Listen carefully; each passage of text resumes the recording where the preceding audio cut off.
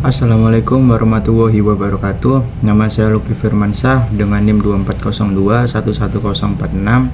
Di sini saya akan menjelaskan tentang materi sifat-sifat komunikasi antar pribadi.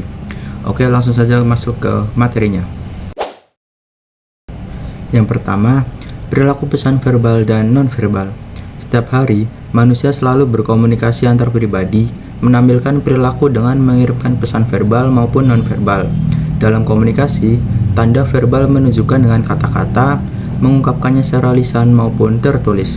Sedangkan tanda nonverbal dapat terlihat pada tampilan wajah dan gerakan tangan. Pesan verbal disebut juga dengan proksemik. Bahasa tubuh disebut juga dengan kinesik.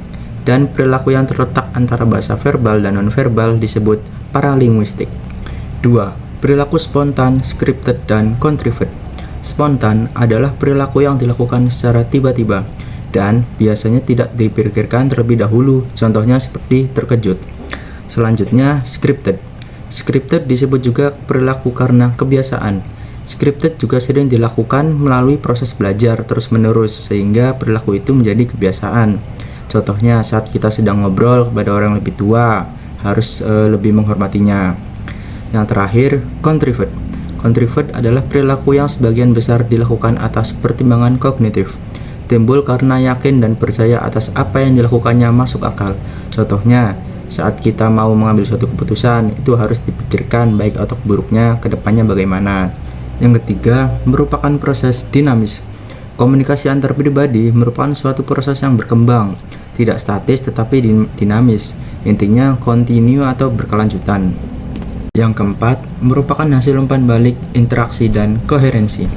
Hasil umpan balik adalah setiap tindakan komunikasi termasuk komunikasi antar pribadi selalu ditandai dengan umpan balik atau feedback. Kemudian, hasil interaksi. Komunikasi antar pribadi juga melibatkan beberapa tingkat interaksi antar pribadi. Umpan balik tidak mungkin ada jika tidak ada proses atau tindakan yang menyertainya.